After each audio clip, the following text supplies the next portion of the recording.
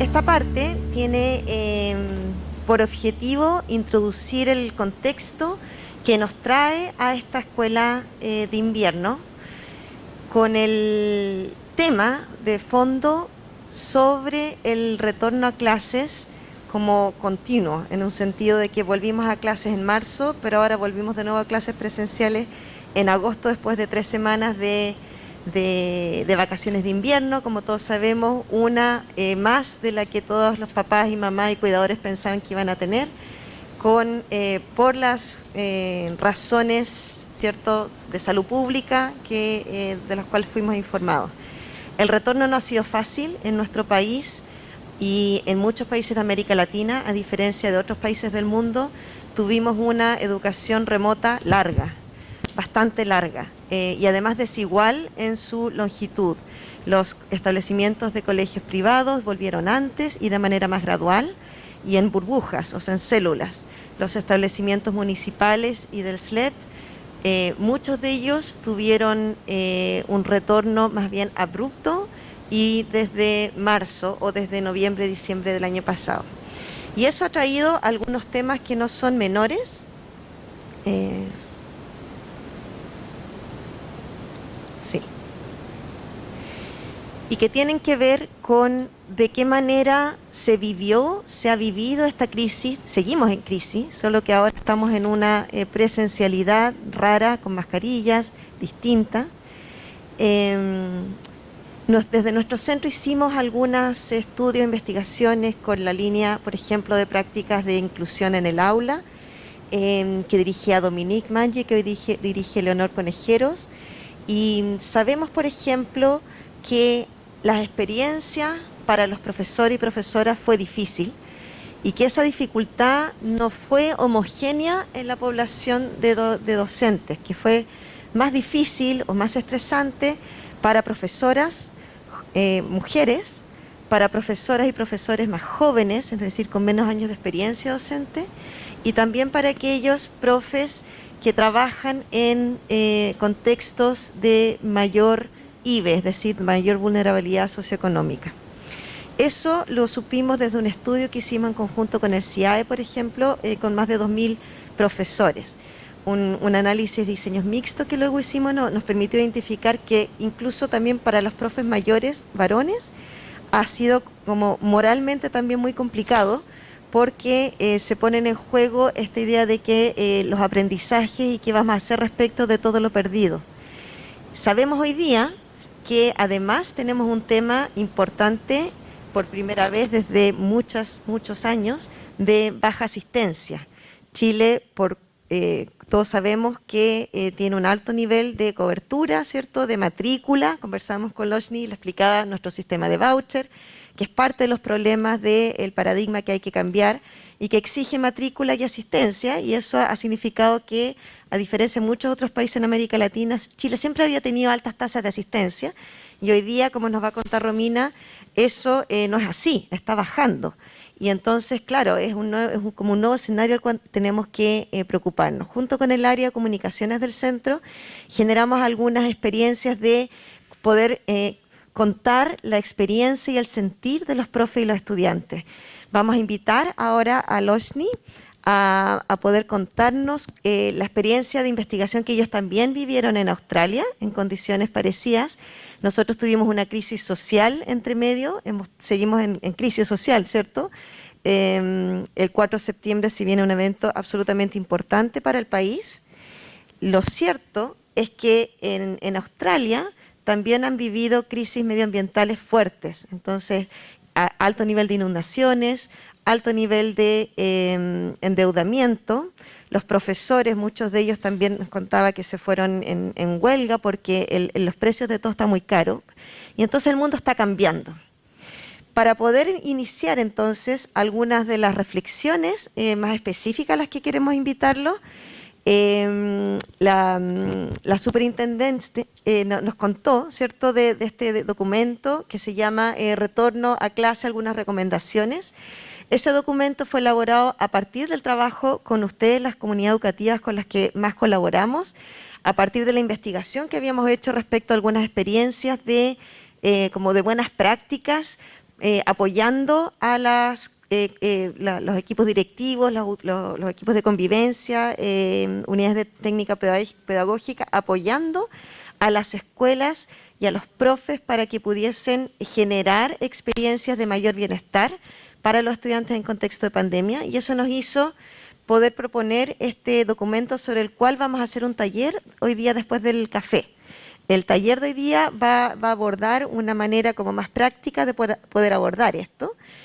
Antes de presentarles a Loshni, quisiera mostrarles 2 videos que hemos generado en el centro desde la línea de convivencia escolar y que tienen que ver con el contenido que está aquí atrás.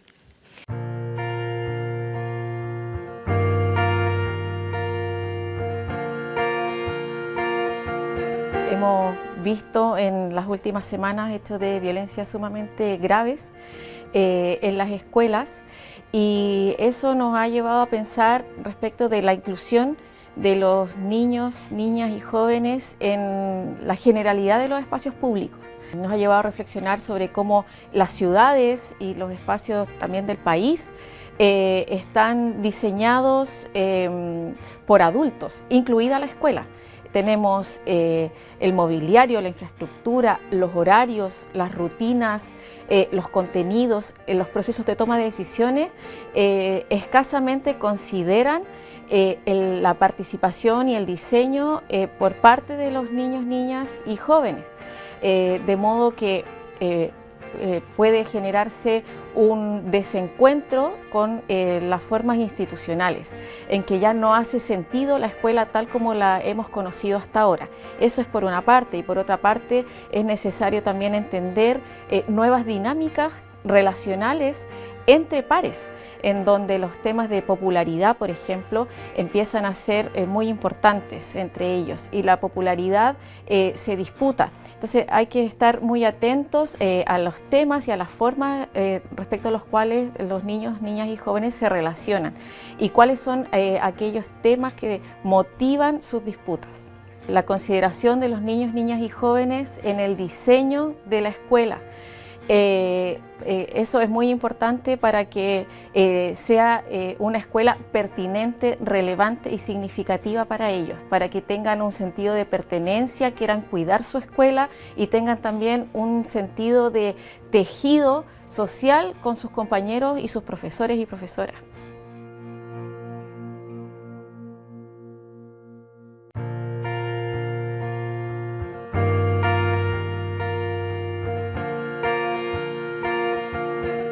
Sabíamos que iba a ser difícil, sabíamos también que el sistema educativo se había ajustado, se había flexibilizado, pero quizás no contábamos con que este regreso a retorno presencial sin aforo iba a ser leído por las comunidades educativas como volvemos a foja cero, volvemos a la misma normalidad con los mismos códigos que teníamos antes.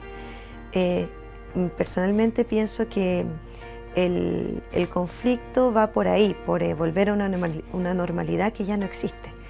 La única manera de poder hacer frente a esto es colectivamente, todos juntos, de manera intersectorial, es decir, educación con salud, con cultura, con deporte, y planificada en el tiempo. Que todavía estamos a tiempo, que se puede, que es posible, y que hay escuelas que ya lo están haciendo. Es posible reducir los niveles de violencia, es posible hacerlo con una orientación al aprendizaje de todas y todos los estudiantes.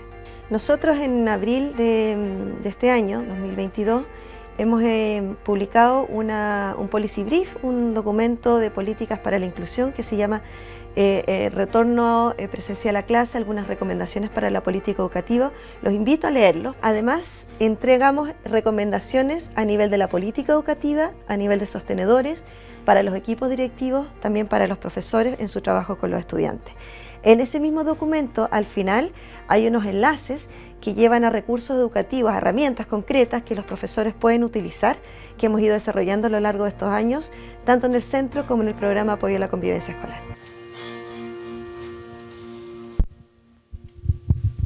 cuando publicamos ese documento nos empezaron a llegar en la región algunos WhatsApp de gente que trabajaba con personas que del centro, oye, esto está bueno, nos sirve. Y es un poco el sentido que nosotros queremos darle también a esta escuela de invierno, que de aquí estos 2 días salgamos con herramientas todos juntos de que me llevo algo importante que además puedo utilizar en mi escuela. Parte de lo que el título de este video decía trabajo colectivo, y eso es intencional.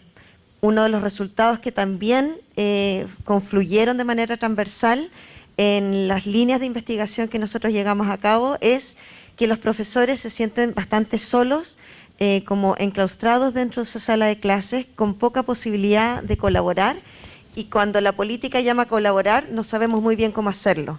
Hay dificultades de trabajo interprofesional, es decir, las educadoras diferenciales, digo las educadoras que generalmente son mujeres, tienen muchas competencias y habilidades para poder trabajar en un enfoque inclusivo, y sin embargo la estructura, el currículum hace que sea difícil hacerlo. Pero en pandemia ocurrieron cosas bien mágicas en algunos establecimientos que permitió una mayor diversificación, un trabajo más transversal que al parecer el retorno a clases como que se perdió, ¿no? O sea, volvimos a esta idea de la normalidad. Y entonces ahí el trabajo colectivo también tiene que ver con lo intersectorial, y acá entonces me gustaría ya abrir la conversación para preguntarle primero a Loshni cómo ustedes han vivido esta situación. Ayer le trataba de explicar la diferencia entre integración e inclusión desde cómo nosotros lo vivimos, la dificultad que tienen los programas PIE en Chile, también las direcciones de inclusión en las universidades, ¿no? Que es como un enfoque bien individualizante. Y entonces primero, Loshni, te queremos preguntar a ti si nos puedes contar desde tu centro y de tu experiencia. Loshni tiene ahí está su currículum en inglés, tiene mucha experiencia de trabajo con estudiantes migrantes de migración forzada, es decir, refugiados, que ingresan a las escuelas primarias y luego transitan a sistemas de educación superior. Ese es como su foco de trabajo.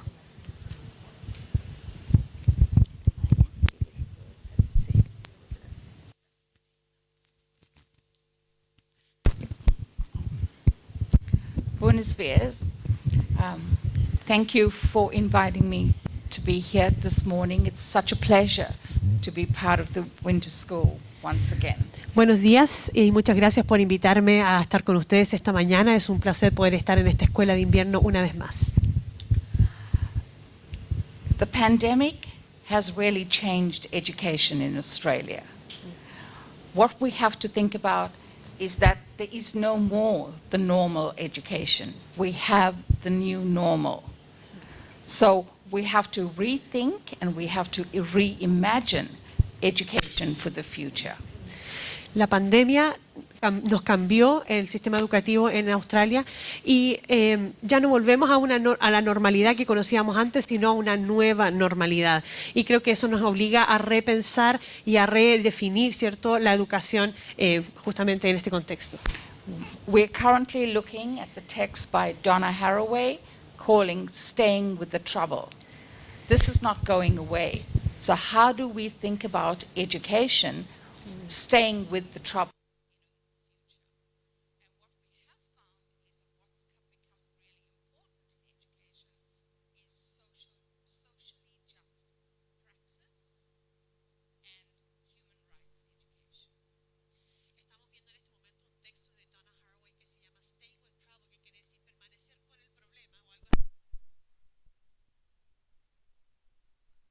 Sino cómo pensamos la educación con el problema que tenemos existente, y esto nos ha llevado a pensar justamente en que lo que es clave son las prácticas de justicia social o socialmente justas en este contexto para la inclusión. We found that the students we interviewed knew, they understood the gaps that were in education, they understood the problems that schools were encountering. They were very resilient. They were much more resilient than the teachers were at the time of the pandemic.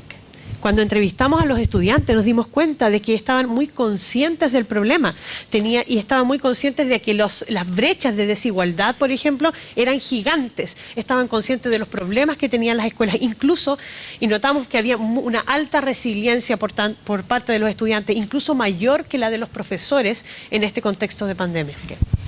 The teachers' work during the pandemic became care work. It was more about self-care, teachers caring for themselves, teachers caring for students. And on a positive note, the pedagogy became more engaged because teachers became more caring. Los profesores desarrollaron una pedagogía más de cuidado, ¿ya? De cuidado, de autocuidado, de cuidarse ellos mismos durante la pandemia, pero también de cuidar a sus estudiantes. Y en lo positivo de esto es que la pedagogía se volvió más comprometida entre profesor y alumno. ¿Por qué? Porque hubo un cuidado más especial por ellos. We found that there was no focus on performativity, on measurement, on tests, because you couldn't have that. And because of that, the teachers could do the real work of teaching students. Nos dimos cuenta de que se disminuyó, ¿cierto?, el enfoque en el desempeño, en medir resultados, ¿cierto?, de pruebas estandarizadas, por ejemplo, porque no estábamos en eso y por lo tanto se pudieron los profesores enfocar en lo que realmente importa, que es el trabajo pedagógico con los alumnos. The students that suffered the most were the low SES students, students from migrant refugee backgrounds who didn't speak the language. They didn't have workspaces in the homes. They had no internet, so they couldn't do the work. And so they were the ones that suffered the most. The teachers, on the other hand, we had the female teachers were involved in care work at home, responsibilities for taking care of children, taking care of families, and having to teach. So it was the female teachers. So gender became an issue during the pandemic. Vimos que los estudiantes más afectados fueron aquellos con altos niveles de vulnerabilidad de distinto tipo socioeconómica, también migrantes y también refugiados, y porque en general no tenían un espacio adecuado para estudiar, tampoco había dificultades de acceso en términos de internet, y por eso fueron los más afectados. También vimos que entra un factor que es el género, porque las profesoras tuvieron más dificultad porque el trabajo de cuidados que estaban haciendo incluía cuidar de su propia familia, ¿cierto?, de sus hijos y al mismo tiempo de sus clases y su trabajo. Yeah. So to promote students to transition from one year to the next year, teachers looked at care work, teachers looked at creative work of students, they looked at, the performance based upon initiatives that students had taken, rather than having national tests and having examinations. Entonces, con el propósito, ¿cierto?, de evaluar para poder, por ejemplo, generar una transición de un año escolar al otro para los alumnos, ya los profesores no podían enfocarse, por ejemplo, en pruebas estandarizadas o en resultados, ¿cierto?, de desempeño, sino que se enfocaron en iniciativa, en creatividad, en participación, para poder, digamos, evaluar de cierta manera. And so what the lessons we learned from that is that when we work with our curriculum, we really have to ensure that the curriculum connects with the real life world of the children, of their experiences, of their culture. And we're focusing a lot now in Australia on culturally relevant pedagogy, and not only relevant, but culturally sustaining pedagogy. Y uno de los aprendizajes que hemos tenido justamente es que el currículum con el que trabajamos debe ser un currículum relevante a nivel pedagógico, pero a nivel cultural, con las experiencias y la cultura de nuestros alumnos. Y uno de los conceptos claves ha sido un currículum culturalmente relevante. You said the second one, I forgot. Sustaining.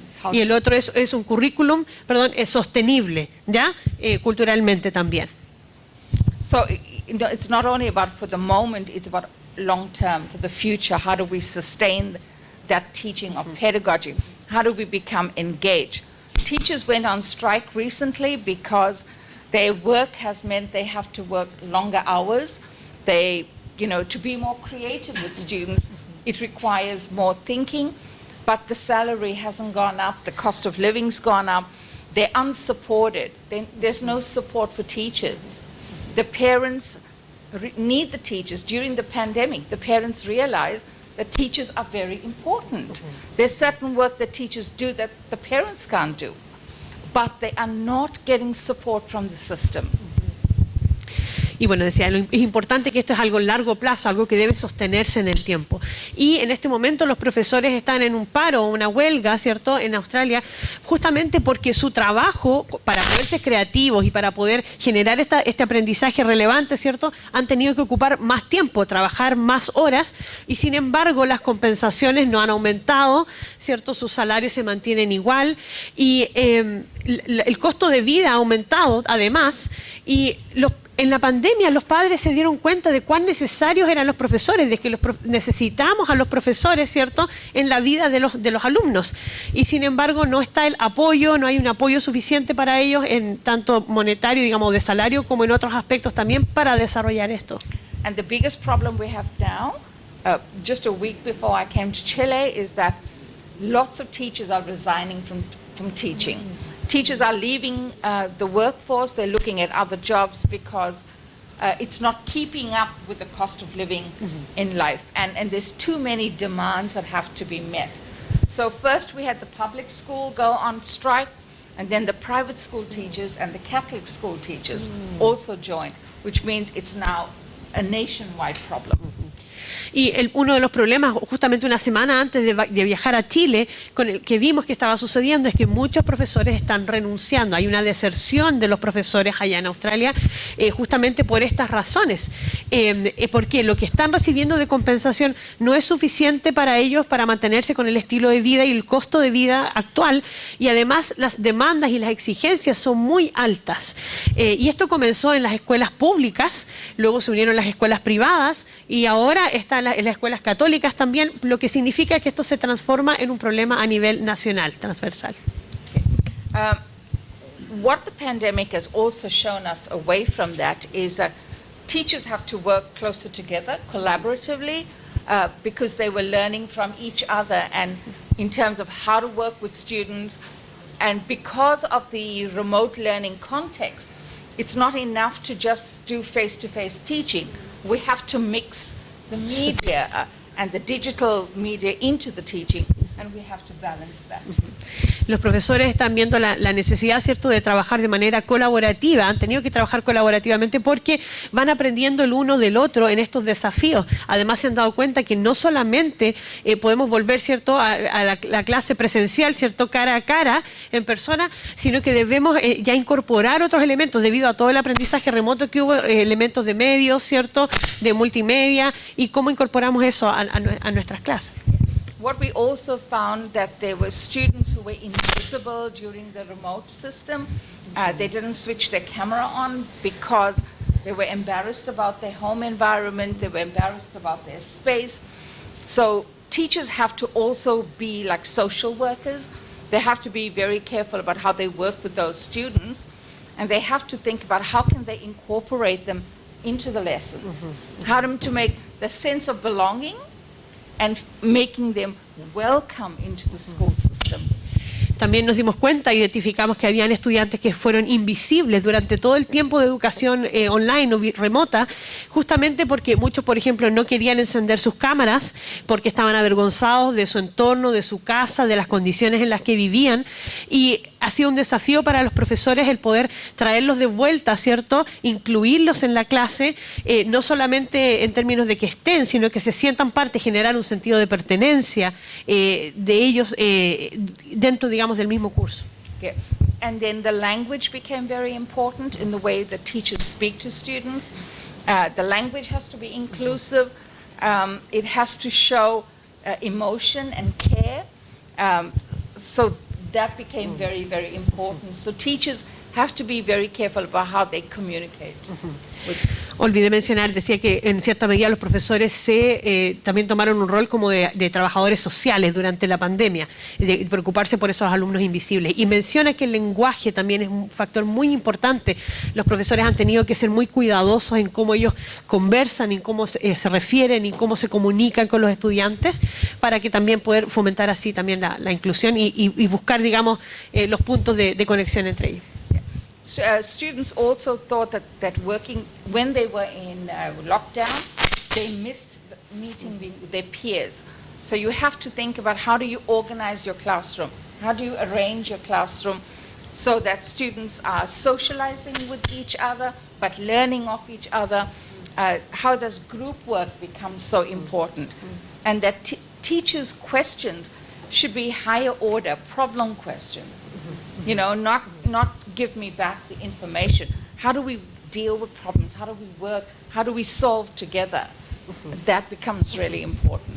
Otro aspecto fundamental es que observamos que los estudiantes, ¿cierto?, extrañaban, hubo una carencia de esta interacción con sus pares durante la pandemia, y por lo tanto al regresar a clases es muy importante la forma en que los profesores organizan su sala de clases en términos de trabajo en grupo, por ejemplo, de cómo podemos generar que los estudiantes estén interactuando los unos con los otros y al mismo tiempo se produzca aprendizaje. Por ejemplo, decía, el trabajo en grupos, las preguntas que generan los profesores deben ser preguntas digamos, de nivel superior o que fomenten el pensamiento crítico, ¿cierto? No preguntas que pidan solamente una devolución de contenido, sino que ellos puedan conversar, dialogar, reflexionar entre ellos. And student voice is very important. So the teachers should really get an evaluation from the students. So ask the students, what is it that you want to learn? How would you like to learn? And include that voice. The students feel included and the lesson becomes relevant. Y es muy importante aquí darle voz a los estudiantes. La voz de los estudiantes es muy importante y los profesores debiesen poder preguntarle a los estudiantes qué es lo que les gustaría aprender, cómo quisieran aprenderlo. De esta manera la clase y la lección se vuelve relevante para ellos también. Okay. We also felt that we needed to do a lot of scaffolding to cater for the different student groups in the classroom so that every child is achieving at a different scaffolding. So that has to happen in classes as well. También nos dimos cuenta que era muy importante realizar ciertos procesos de andamiaje para lograr que los estudiantes, cada nivel de estudiante o cada estudiante distinto estuviese aprendiendo en su propio nivel, en su propio ritmo, pero que todos estuviesen generando aprendizajes.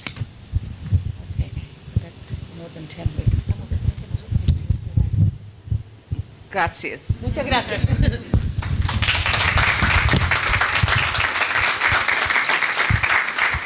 Muchas gracias.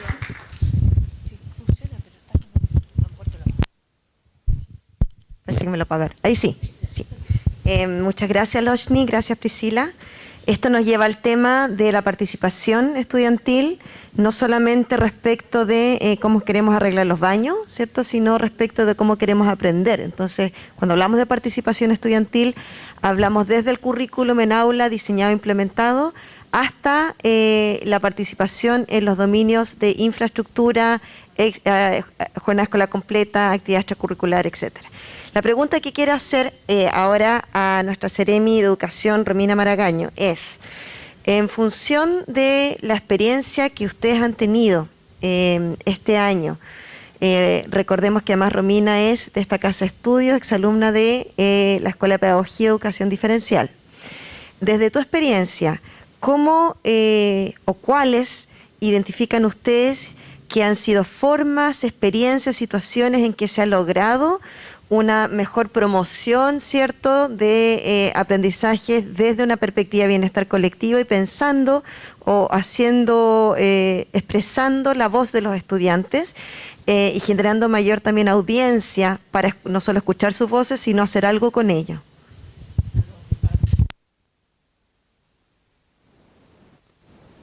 Sí, ahí sí, ahí sí. Bueno, como bien lo decía Vero, se escucha muy fuerte. Se chicharrea.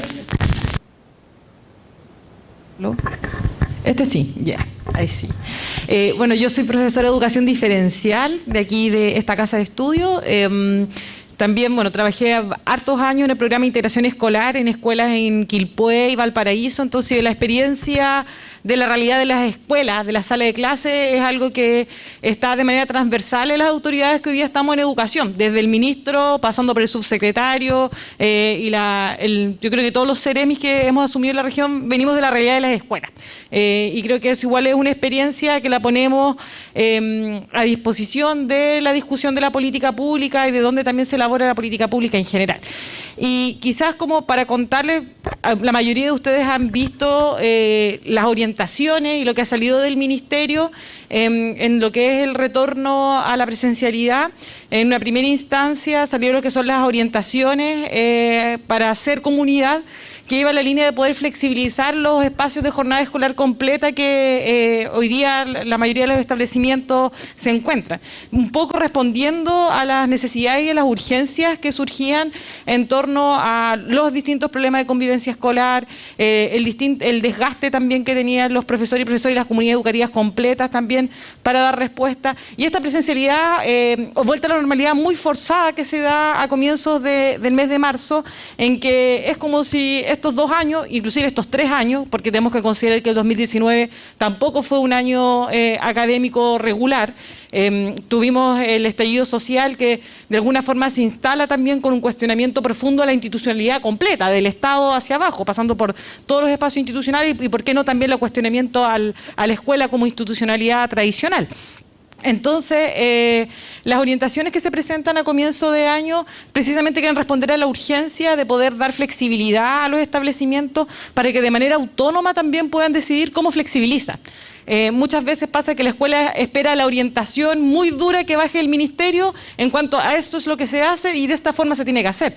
Las orientaciones iban en la línea de que los establecimientos generaran espacios democráticos de discusión en torno a cómo se flexibilizaba la jornada escolar completa.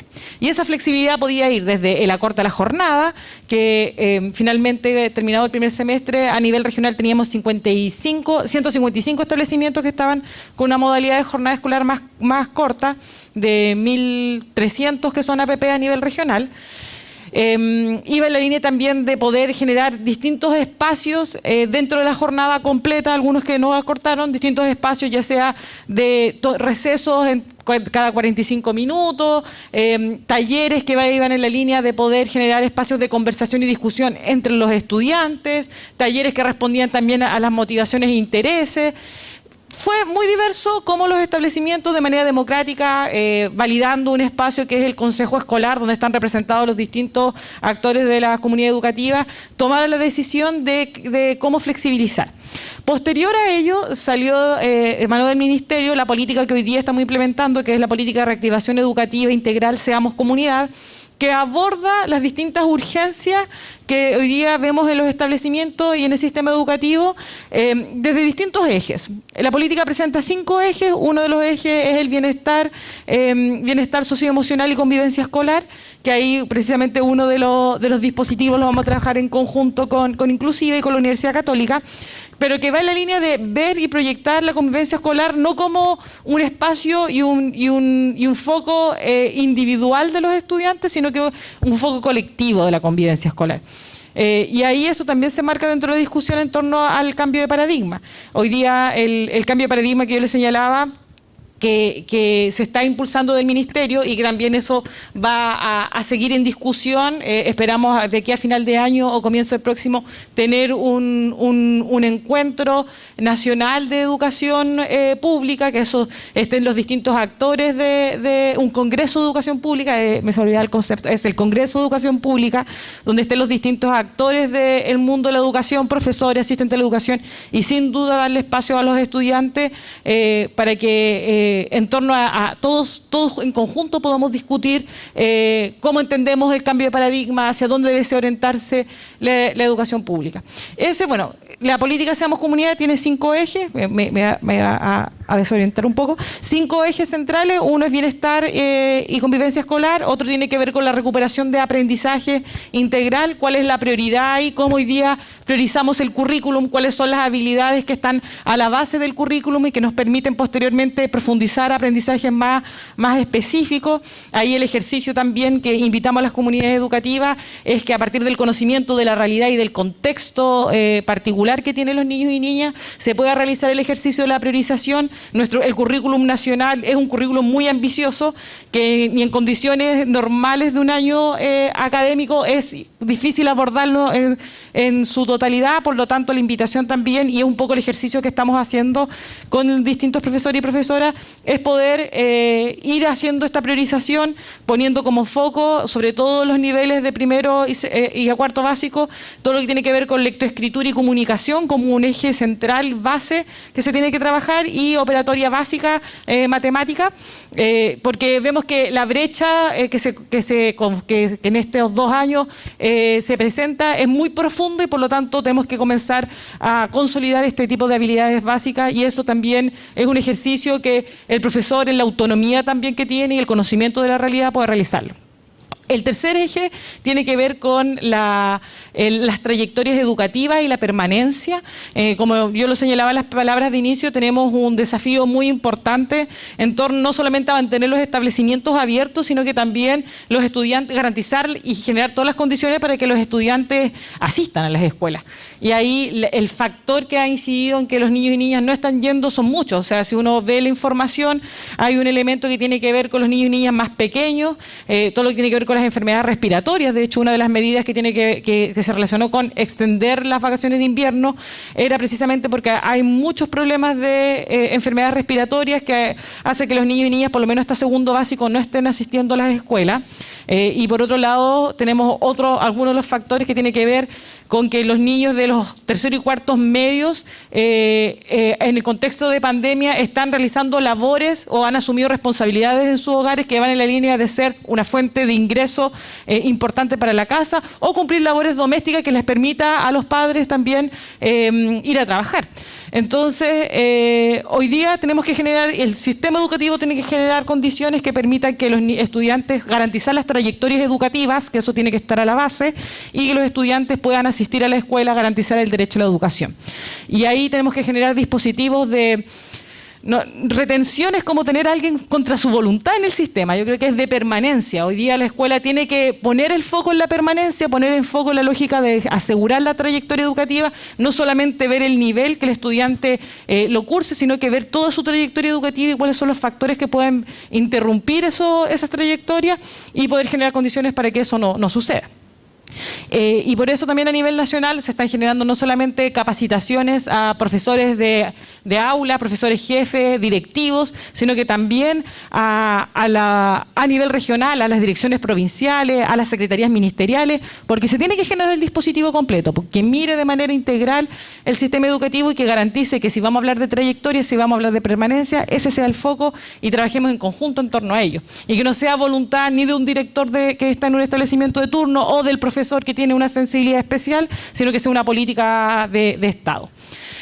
Y bueno, los 2 últimos ejes que tienen que ver con la conectividad. Ahí hay un tema que en pandemia fue central y que también develó una vez más la brecha y la desigualdad que existe en torno al acceso a la conectividad, a Internet y también al uso. O sea, siempre hablamos que los niños y niñas son nativos digitales, pero cómo usan el computador, el celular, el uso funcional que entregan a eso, cómo acceden a la información, cuáles son las plataformas que nos garantizan que el acceso a la información que están teniendo los niños y niñas son seguros. Todos esos factores hoy día tenemos que trabajarlo, y por lo tanto no solamente es garantizar el acceso, sino que también el proceso de educación en torno al uso del computador, el celular, Internet, etcétera, las nuevas tecnologías. Y el último punto que tiene que ver con la infraestructura, que ha sido un tema igual muy sensible, más en la educación pública, considerando que no ha habido una inversión significativa en infraestructura de educación pública en nuestro país en aproximadamente más de 20 años, y ahí vemos que hay un descuido tanto de las autoridades comunales como también nacionales en torno a la inversión, y en el contexto de pandemia la no mantención de las escuelas ha producido que cuando los estudiantes volvieron le exigieron una infraestructura que no estaba bien mantenida, volver al 100%, y hemos tenido diversos problemas. Por lo tanto, igual hay una inversión importante que se está haciendo durante este año en torno a asegurar que el servicio educativo se preste y no se vea interrumpido, más aún en establecimientos donde los niños y niñas necesitan mucho más el apoyo. O sea, los establecimientos de sectores más pobres son los establecimientos que se han visto más afectados en torno a la no mantención de la infraestructura y con mayor riesgo al que el servicio educativo se vea interrumpido por eso. Entonces, esos 5 ejes son la política Seamos Comunidad, que es una política que se piensa 2022-2023. Hay algunos énfasis específicos que hemos ido haciendo en los establecimientos que creemos que va en la lógica de hacernos cargo de la coyuntura en cuanto al retorno, pero que la instalación de prácticas nos permiten precisamente, y continuas, nos permite precisamente ir no resolviendo, porque aquí no hay una sola receta. Creo que sobre todo en específico los problemas de convivencia escolar no tienen una sola solución, porque hay factores de contexto, hay factores también de política pública, hay factores propios de cada uno de los estudiantes. Entonces es necesario, no hay una fórmula, pero sí desde el Ministerio entregamos las orientaciones y esas orientaciones podemos hacer seguimiento y acompañamiento a las comunidades educativas. Entonces, ahí creemos que el poder incorporar prácticas democráticas al interior de la escuela es central. Y eso se enmarca también dentro del cuestionamiento de la institucionalidad que señalaba al comienzo.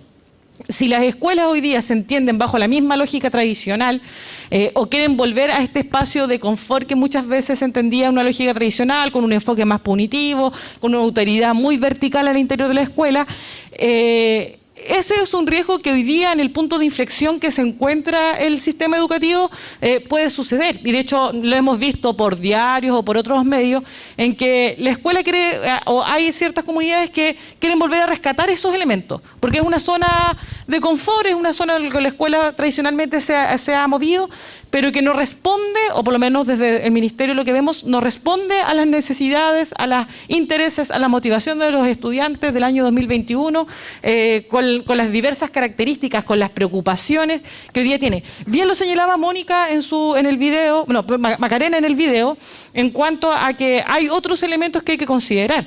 Hoy día los niños se comunican distinto, tienen acceso a la información distinto, tienen motivaciones, preocupaciones muy diferentes a los que son las generaciones anteriores. Entonces, ¿cómo hoy día la escuela responde a eso? Yo creo que ahí es el punto de inflexión que hoy día nos encontramos.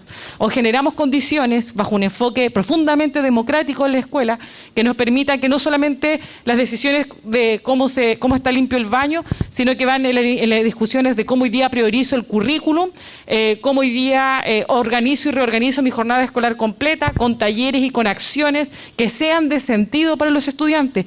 Cómo hoy día los establecimientos logran generar sentido de pertenencia a los niños y niñas es central. Y eso principalmente, no sé cómo es la dinámica, ahí Vero modera.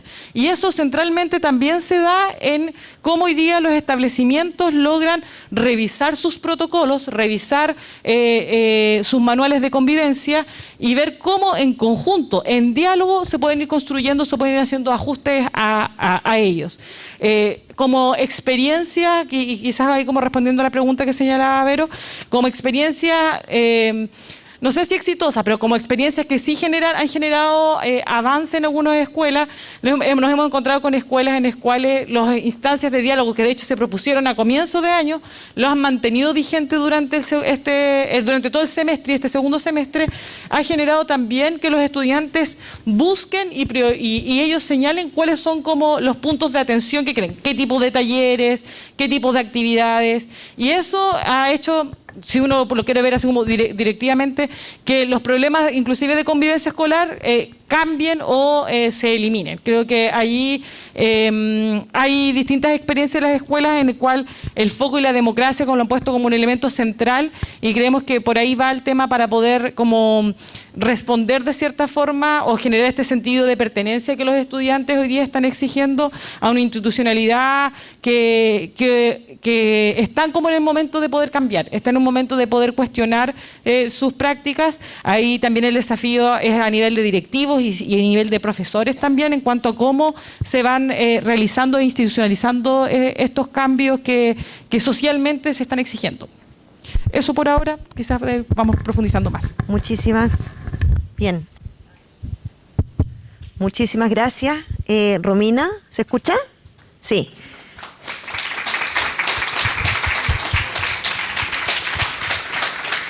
Desde el marco de la inclusión educativa, Tony Booth y Mel Ainscough nos hablan de que la inclusión no es solo acceso, tenemos una ley de inclusión que es básicamente asegurar, mejorar el acceso, sino también es permanencia, y los temas de asistencia son claramente importantes, pero no solo permanencia, es también aprendizajes, participación, promoción, egreso, es decir, son como niveles, procesos en el cual no necesariamente se dan de manera lineal. En el centro tenemos una encuesta que pasamos a 15.000 estudiantes de manera representativa, y sabemos que la cohesión, es decir, la no movilidad, la progresión lineal, es un privilegio hoy día en Chile. Solo el 10% de los estudiantes no se cambió ninguna vez de colegio en estos 15.000 estudiantes, entre básica y media. Y esos, adivinen dónde estaban, en colegios privados que tienen además básica y media, porque en realidad las transiciones son casi obligatorias para el resto de los estudiantes.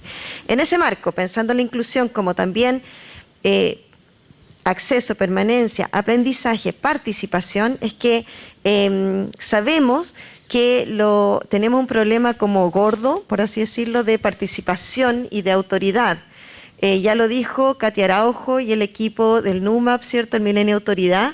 Ellos aplicaron también una encuesta, y entiendo que los resultados muestran que para todos los ciudadanos de Chile, quien la tiene más difícil son los profesores respecto a temas de autoridad con los estudiantes.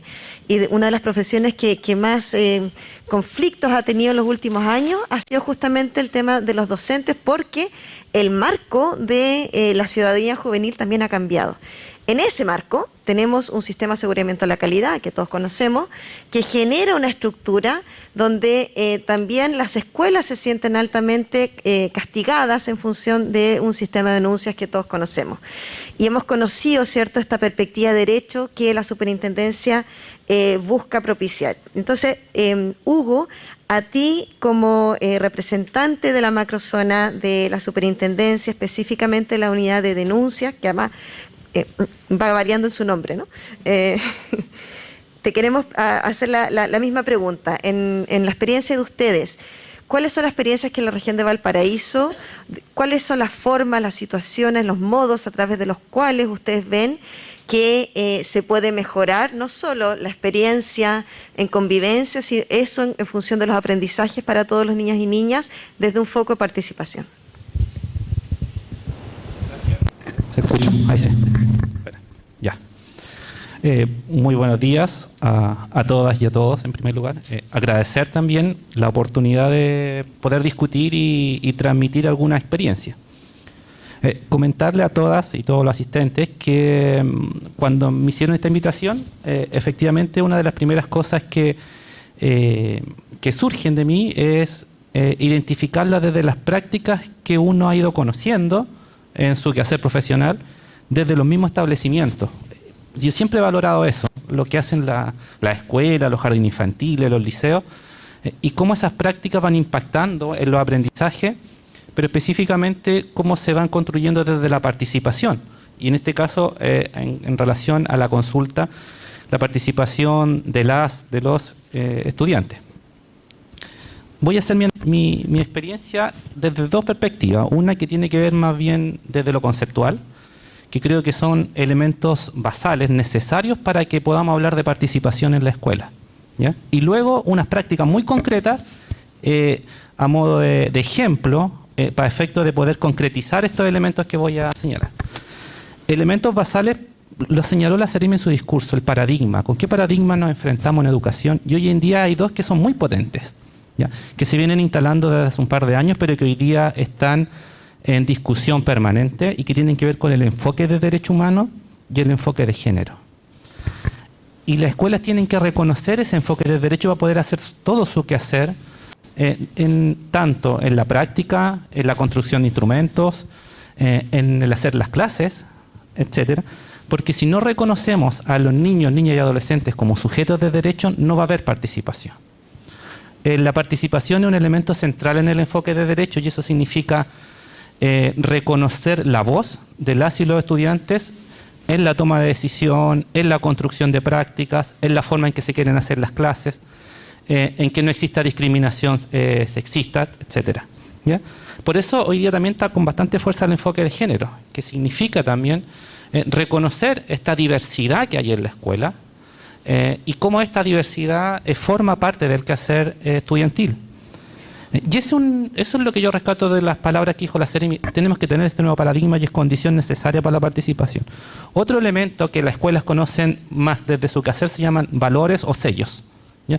Los que tienen que ver específicamente, creo yo, con educación y lo que he visto de la escuela son inclusión, cooperación, altas expectativas respecto a los aprendizajes de la y los estudiantes, la participación, la convivencia, pero convivencia escolar como corresponsabilidad. No la convivencia como la responsabilidad individual, sino como la construcción colectiva, el sentido de comunidad educativa y un elemento muy importante que tiene que ver con lo que discutimos hoy día, el bienestar, específicamente el cuidado de los equipos. ¿Ya? Más que el autocuidado, el cuidado de los equipos, porque la lógica de cuidado de equipos tiene que ver con un sentido de comunidad, cómo nos cuidamos entre todos, que fue lo que decía Verónica.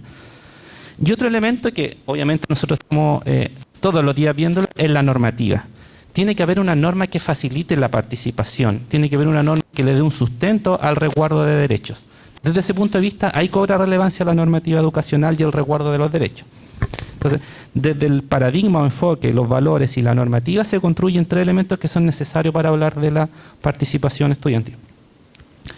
En la práctica, hay un libro que nosotros hicimos, que tuvimos la suerte de poder participar, que se llama Nosotros sí podemos, aprendiendo a mejorar la convivencia escolar, que es parte de la política de convivencia escolar actual, que es parte de la bibliografía de la propuesta para política inclusiva, y que ahí efectivamente aparecen muchas buenas prácticas que son importantes volver a releerlas en este contexto.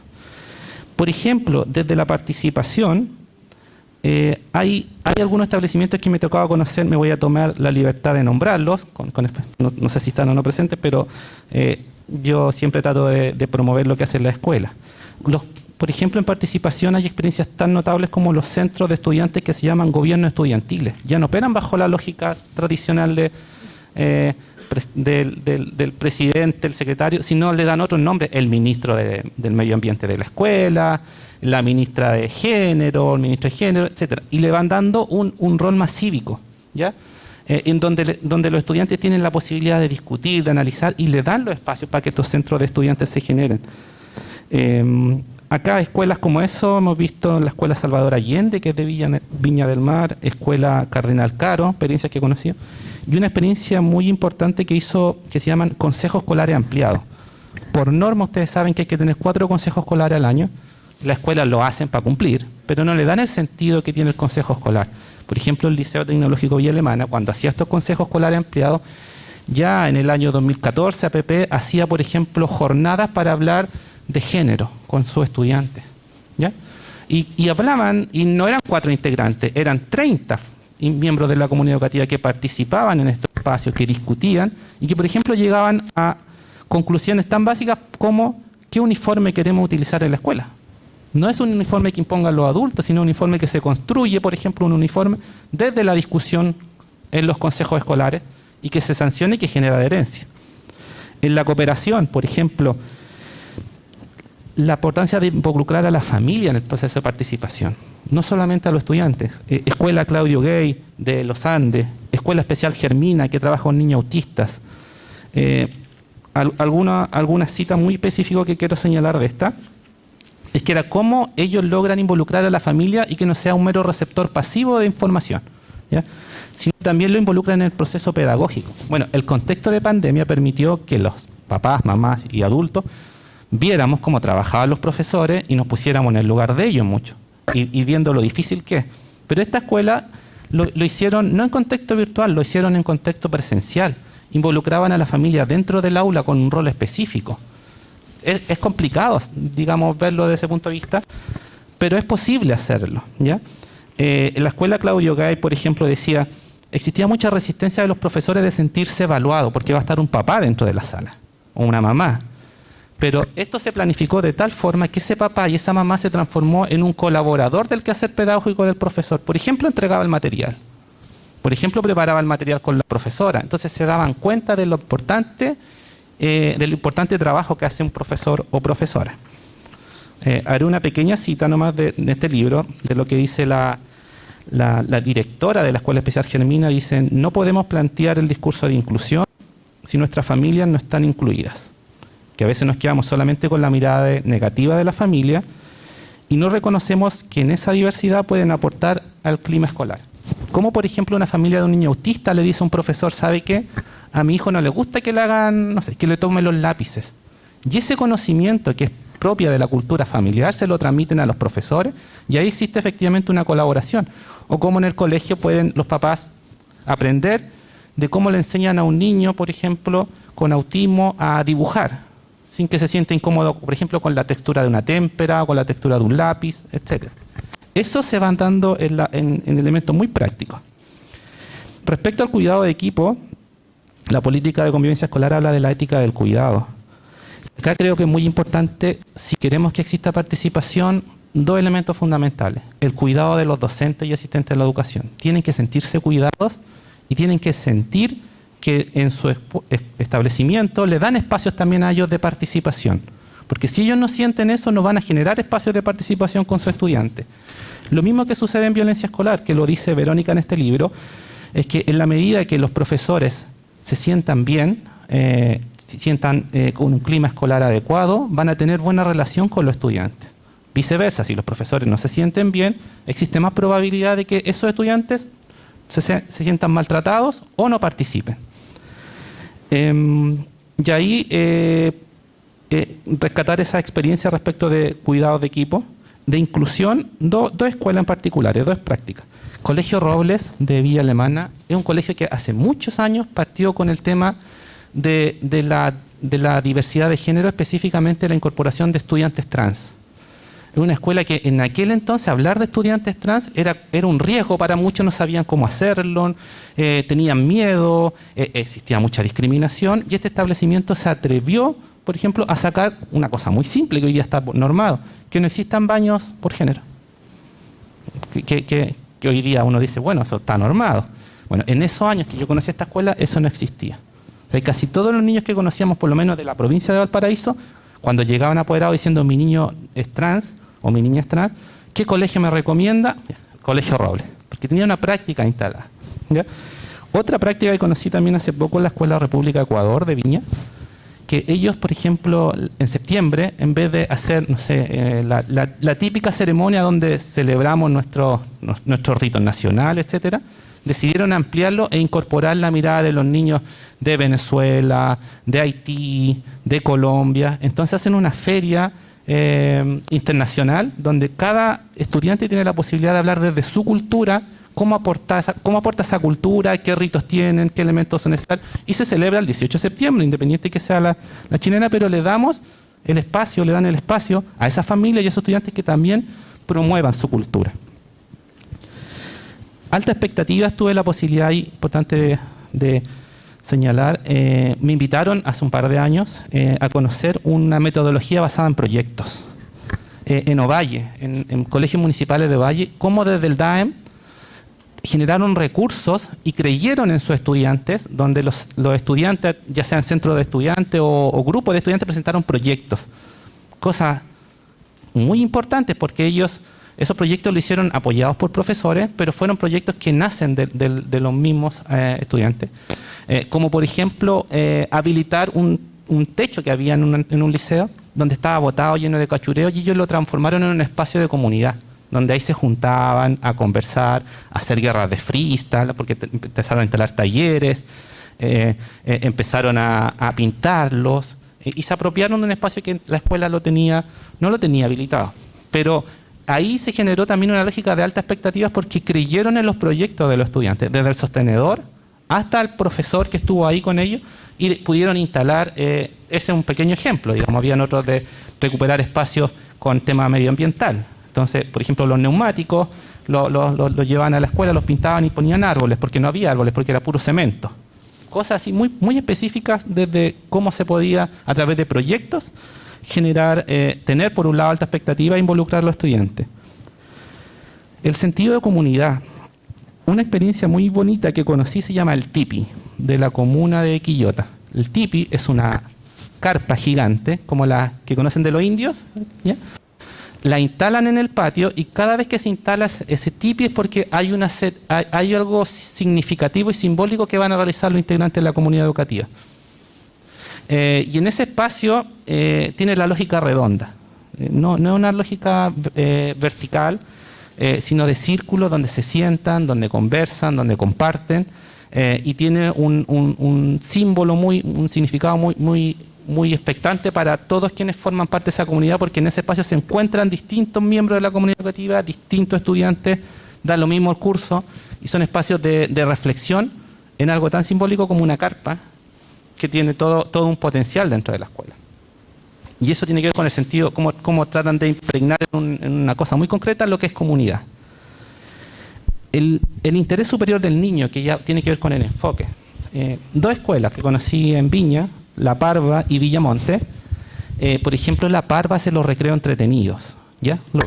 Y recreo entretenido tiene que ver con cómo a los estudiantes, en vez de los adultos decirle qué es lo que quieren, sino qué es lo que quieren ellos. Y con los profesores, por ejemplo, le hacían talleres para, no sé, masaje, pintura, pero con los profesores. Pero eran ideas de los niños, de las niñas. Y Villa en particular, a propósito de lo que dijo Seremi, era que aprovecharon este espacio de la jornada escolar completa y la jornada extensiva la transformaron en talleres culturales. Entonces, pudimos darnos cuenta de cómo murales que tenían pintura blanca se transformaron en murales con dibujos. Hicieron la gincana con profesores, donde los profesores participaron con sus estudiantes en grupo, y les generó más sentido de identidad. Bueno, eso en particular, eso quería reconocer como elementos de la experiencia y algunos ejemplos muy particulares. Gracias. Fantástico. Muchas gracias.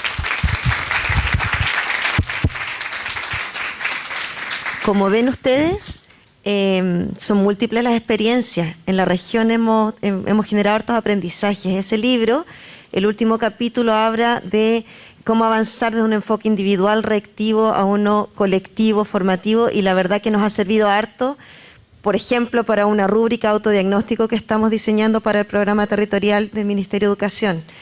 Me hace pensar que quizá debiéramos sacar otra versión de esa o volver a los establecimientos 10 años después y preguntarle qué están, ¿no? O sea, como para ver también cómo hemos ido evolucionando también, creciendo, aprendiendo juntos. Vamos a dar pie, a pesar de que Daniela está ahí parada, para dos preguntas, ¿ya? Patricio tenía una y no sé si hay alguna más y viene Héctor a decirme que no. Entonces... Gracias. Consulta, preocupación, aprovechando que está la secretaria ministerial. Yo creo que le debe pasar seguido. Bueno, principalmente, primero que todo, coincidir un poco con la mirada que se ha planteado desde el Mineduc, los enfoques de derechos, ¿cierto? Todo este tema de género que ha sido y tiene que ser pilar y base de nuestro quehacer, pero... más que ver una preocupación, el tema de la oportunidad en la que se presentan muchas veces las directrices, ¿ya? Por lo menos nosotros hemos sentido, no solamente hablando como de la administración del gobierno presente, sino que desde lo que estamos enfrentando estallido social, pandemia, que, bueno, cambió Chile completamente, pero siempre las directrices llegaron un poquito tarde. Y las comunidades educativas nos encontramos en la tarea de inventar, ¿cierto?, cómo resolver lo emergente, porque estando en la escuela misma nosotros no tenemos cómo mirar para otro lado, hay que hacerse cargo. Eso por un lado. Por ejemplo, no sé, por las directrices para la vuelta de vacaciones llegaron en vacaciones, entonces era como súper difícil implementarlas. Eso por un lado. Otro tema, yo esperaría también como preocupación un acompañamiento más constante y más directo a través de los DEPROV, por ejemplo, que también ha estado súper ausente. O sea, nosotros en pandemia no tuvimos DEPROV prácticamente. Y en Valparaíso, podrá confirmarlo otro colegio, no sé, que esté acá de Valparaíso, nos tocó más encima enfrentar el proceso de traspaso del municipio a SLEP, que fue y ha sido súper complejo, porque para el mismo SLEP ha sido complejo, porque en el fondo es partir con algo completamente nuevo. Y ese acompañamiento no lo hemos tenido. Entonces muchas veces vienen directrices, pero no siempre los criterios se asumen desde la misma manera. Entonces, ¿cómo tú, por ejemplo, para asegurar que las directrices se cumplan, instala ciertos elementos básicos que tienen que estar asegurados para que lo que viene dictaminado se cumpla? Eso, gracias. Bien, ¿hay alguna otra pregunta? ¿Duda, comentario? Gracias, buenos días. Vengo a la Escuela Óscar Marín Socía de Forestal Alto. Una preocupación, compartir las presentaciones, ciertamente estamos de acuerdo con estos cambios de paradigma y con esta nueva remirada, pero hay una preocupación que es el nudo, ¿no? Que es el tema económico. Seguimos, ¿no es cierto?, con la subvención, con pagar por asistencia. Y ese nudo, mientras nosotros sentimos que ese nudo no lo podamos sacar, todas estas expectativas vamos a caer donde mismo. Y solo un dato, la corporación municipal tiene un bus de acercamiento. Mi escuela está, nuestros estudiantes son Parcela 11, la Toma Camiroaga, y este bus ayuda. Hoy el bus no fue porque no tenía petróleo. Entonces estamos con esas dificultades que se traducen en un tema económico. Entonces yo también me gustaría que este tema económico también atraviese esta dinámica y estas conversaciones, porque lamentablemente si no somos capaces de resolver esas problemáticas, como tener una ventana que se nos quebró y hay que hacer un montón de papeleo para que lleguen a cambiar la ventana, y al final terminamos los profesores poniendo la ventana. Entonces, mientras también ese tema no esté presente en estas presentaciones o en esta mirada, me parece que también es importante sumarla. Gracias. ¿Aló?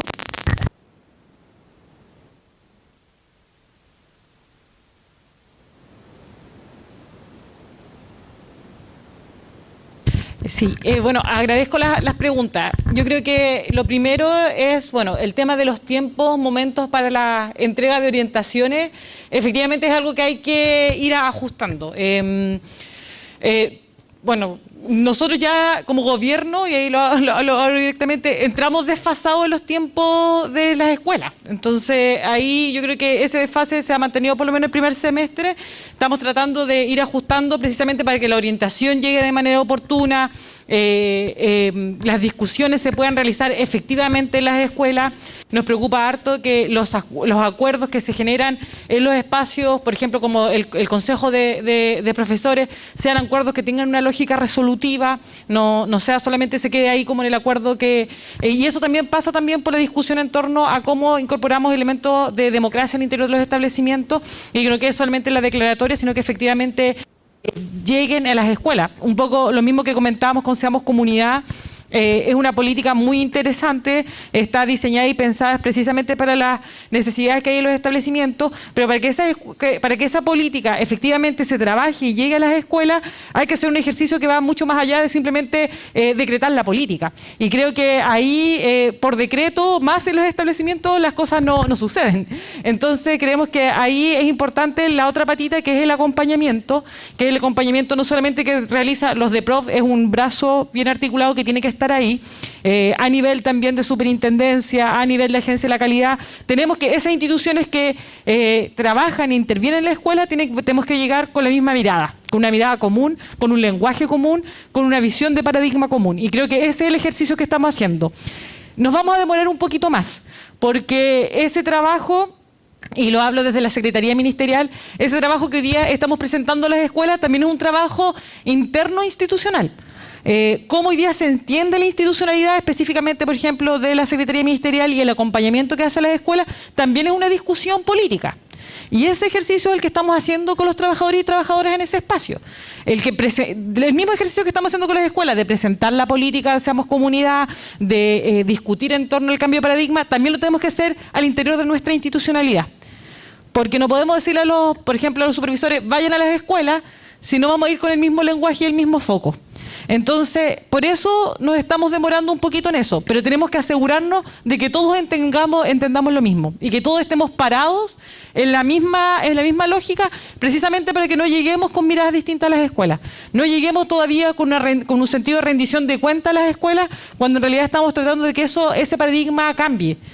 No exigirle a las escuelas elementos que son de mayor estrés, de mayor angustia. Por ejemplo, todo lo que tiene que ver con lo normativo en cuanto al CIMSE, la posición del gobierno era que este año no simplemente CIMSE, se logró rebajar a solamente 4 pruebas.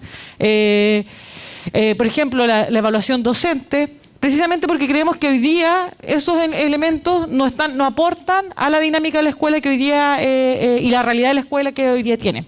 Eso por un lado.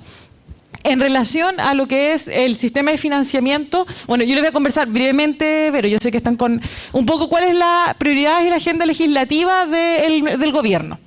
Este año tenemos, así muy corto, tenemos la modificación a la ley, bueno, la ley miscelánea que se aprobó ayer en la Comisión de Educación, que ahí incorpora elementos de evaluación docente, incorpora elementos de algunos cambios al calendario del SLEP, bueno, y otros elementos más, son 4.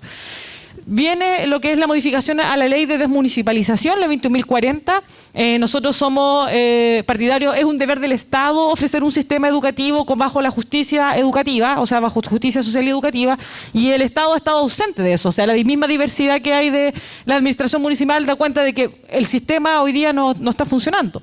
Entonces, hay que avanzar al sistema de nueva educación pública, pero por eso hay que hacer ajustes, hay que hacer cambios. La instalación de los servicios locales ha tenido serias falencias. Esas falencias se dan por la voluntad del gobierno de turno, que no le puso ni un poquito de cariño a la implementación de esa política, y tenemos problemas como lo que ha pasado en el SLEP de Valparaíso. Entonces va a haber cambios. En septiembre se viene la modificación a la 21.040, se viene la discusión y proyecto de ley en torno a la modificación del sistema de aseguramiento de la calidad. Creemos que en torno a la discusión a un nuevo paradigma hay que avanzar hacia una modificación del sistema de aseguramiento, y esa va a ser una discusión que va a ser muy interesante que la demos entre todos y todas. Va a ser también un proyecto de ley que se va a discutir y se va a presentar este año. Hay un proyecto de ley en la línea de la ley de educación sexual integral. Vemos que eso no puede ser un plan que salga del ministerio y quedar a la voluntad del gobierno de turno, sino que tiene que ser una política de Estado. Por lo tanto, se va a discutir también en torno a esa ley. Y ya para el próximo año vamos a trabajar el tema de la ley para modificar el sistema de financiamiento a la educación pública. Es una urgencia. Nosotros sabemos, bueno, el ministro siempre lo cuenta, que en el gobierno de Bachelet II se presentó, el Banco Interamericano hizo un estudio en torno a cuánto le cuesta al Estado un modelo de financiamiento de aporte basal a las escuelas. Y el resultado de la investigación, muy a grandes rasgos, señalaba de que no le cuesta tanto más de lo que ya el Estado invierte vía distintas subvenciones, prorretención, subvención CEP, subvención regular, todas las subvenciones que llegan en la escuela. El tema es cómo hoy día se ordena ese recurso y que específicamente vaya en la línea de financiar los proyectos educativos institucionales de los establecimientos. Bueno, ese estudio quedó ahí juntando polvo y guardadito. Hoy día se le pide al Banco Interamericano, actualícelo y veamos cómo podemos implementar un sistema así. Y eso después va a llegar y se va a discutir en torno a un proyecto de ley que va en la línea de modificar el aporte basal de las escuelas, que sabemos que es un sistema que lleva más de 30 años y que ha sido pura precarización, sobre todo para la educación pública.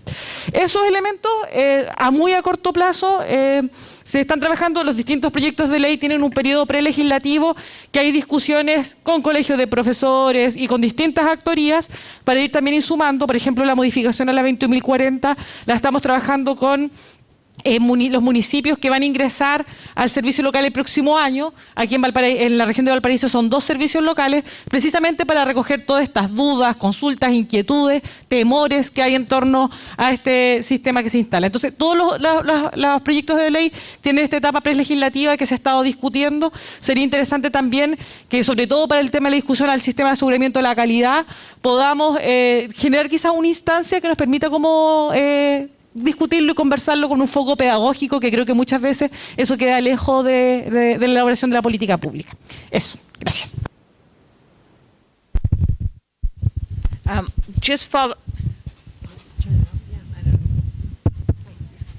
Just following on what the previous speakers have said, I think I need to stress the importance of community engagement because in Australia, after the lockdown, the pandemic, what we had was an increase in domestic violence and child abuse.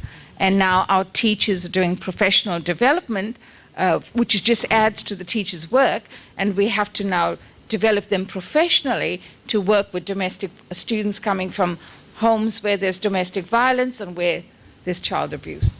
Solo quería mencionar brevemente, después de escuchar también las participaciones de los invitados, es que un aspecto también que se desarrolló en Australia después de la pandemia es que hubo un aumento en la violencia intrafamiliar y en el abuso infantil. Y por lo tanto, esto también ha recaído en los profesores que están desarrollándose profesionalmente para tratar con esos temas también. Entonces también es un tema importante que han tenido que enfrentar y que se suma a las demandas de los profesores. Eso era. Súper, para ir terminando entonces y recogiendo también tu comentario, estamos como centro muy de acuerdo con que el tema económico no puede faltar. Por eso está aquí, por ejemplo, presente Pablo González, que es investigador principal de la línea Valor Público en Educación, ingeniero economista, director académico del Centro de Sistemas Públicos de la Chile. Con él y con gente del centro estamos trabajando un documento sobre el financiamiento de la educación, también para poder aportar a esta gran discusión. Nos ha costado, y ustedes saben, la academia es más lenta de lo que viera, incluso un centro así, no lo quisiéramos haber sacado antes, pero lo vamos a sacar. Y ya sacamos uno que es sobre rendición de cuentas y el sistema accountability como una propuesta, ¿no? En el marco de la conversación constituyente que más allá de la decisión que como país tomemos el 4 de septiembre, se vienen a cambios respecto del paradigma. Y para terminar, y ahora sí le damos la palabra a Daniela, les cuento que de ahora en adelante, en esta escuela de invierno vamos a trabajar en torno a talleres para aumentar nuestras habilidades de diálogo y escucha para poder trabajar en torno a un retorno presencial democrático inclusivo para una paz duradera que permita aumentar la voz, pero también la audiencia de los estudiantes, de los profesores, de los apoderados. Lo vamos a hacer bien basados en el marco del UNDI, que es un modelo teórico de participación y que ustedes también luego van a poder replicar si quieren en sus propios establecimientos con estudiantes. Por primera vez vamos a trabajar con estudiantes de escuela, ¿cierto? Que son los estudiantes de ustedes de su establecimiento, con los cuales ya nos reunimos y ellos vienen mañana, y mañana por la última parte de nuestra jornada vamos a estar también con ellos. Así que muchísimas gracias a nuestras invitadas, ha sido realmente un espacio muy, muy rico de conversación. Gracias a ustedes también.